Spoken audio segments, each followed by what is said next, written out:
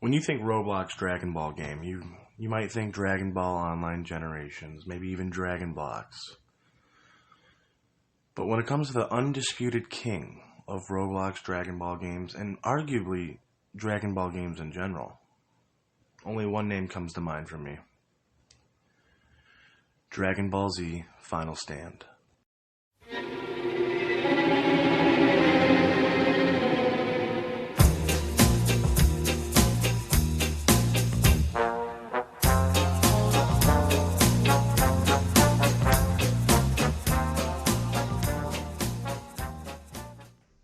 For those of you who do not know what Final Stand is, it's an open-world multiplayer Dragon Ball RPG in which you create a character from one of the many races from the show. Once your character is created, you travel throughout Earth, and you do quests. You customize your character with new outfits and such like that.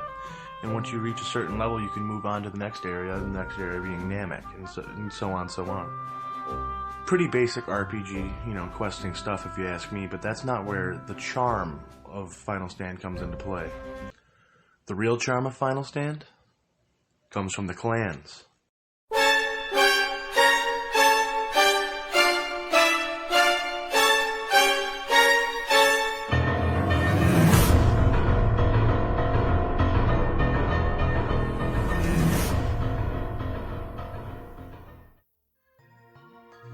With the creation of these clans came the creation of other clans, and with the creation of those clans came conflict between the two clans. And what bred from that conflict was the most beautiful goddamn game I've ever played in my life. The absolute amount of beef going on at all time in these servers is insurmountable, insurpassable, I would dare say. When you spawned in back in the day, 9 times out of 10, you would be killed in the instant on spawning in because a clan would be bombing the shit out of the spawn point. There was nothing you could do. Those people who are killing you, most likely high levels. People who have done their time, fought through the game, did their quests, did their raids, and now they're taking all that power that they've gained and they're using it on you. If you end up becoming one of these high levels, then it's quite possible one of these clans would have recruited you back in the day. The clans want to recruit high levels, obviously to gain an edge on the other clans when it comes to PvP or, just open world combat in general. 9 times out of 10, these clans were run out of a Discord server. These Discord servers would act as a central hub for the leadership, the recruitment, for the activities, and how, generally just how the clan would plan shit out throughout the week. You could post videos there, whatever you wanted to do to market, A trend started to form where, members of one clan would try and sneak into another clan's Discord server, almost weasel their way into a position of power and then do what they call nuking the server, which is just deleting the clan's Discord server altogether, sending the clan usually into disarray for about a day or two, and sometimes not getting back, never getting back members that they would ever see again, you know what I mean? Now, when it came to serious Final Stand players, there were 2 types: grinders and PvPers. I was a member of the former. I used to have a group that could, go through Brolys and tops in, record time. Brolys and TOPs being the raids of the game, focused on grinding out the fattest amount of XP in the shortest amount of time possible. Then obviously there's the PvP side of the game. When it comes to PvP in this game, be prepared before you engage somebody.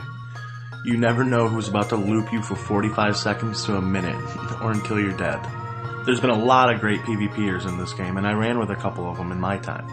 NVM Huey, TCS Fear, Koopa, all great PvPers. It was just never really my thing. I was never that good at it, honestly. But I still have immense respect for the people who do play that kind of style. Clans would create teams of their best PvPers and send them out pretty much as death squads, or, even into tournaments. People used to hold tournaments for all sorts of rewards or prizes.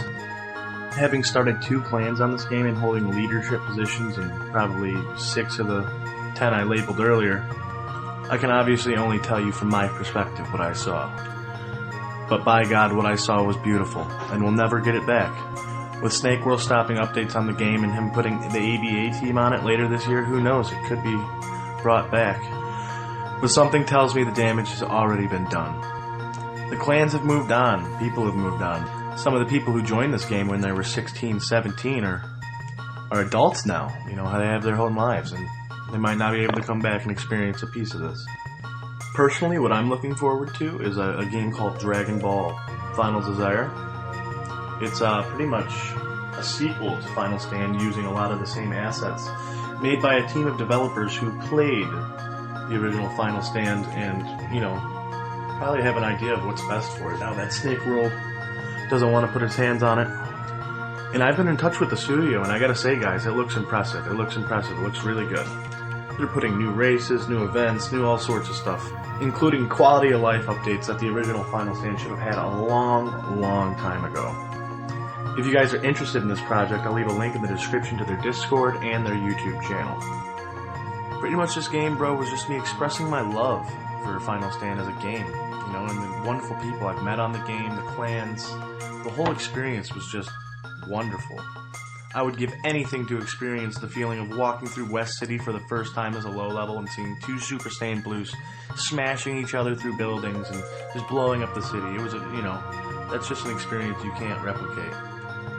But I have high hopes that Final Desire might be able to just do that. If they can bring back a little bit of that Final Stand magic and how we all felt back in the day, then I think they have a winning recipe there. Well, thank you guys for listening. This is Big Scorcho. Feel free to like and subscribe if you enjoyed the video. When Final Desire drops, I'm sure I'll be dropping some videos on that too. But yeah, that's pretty much it. See ya.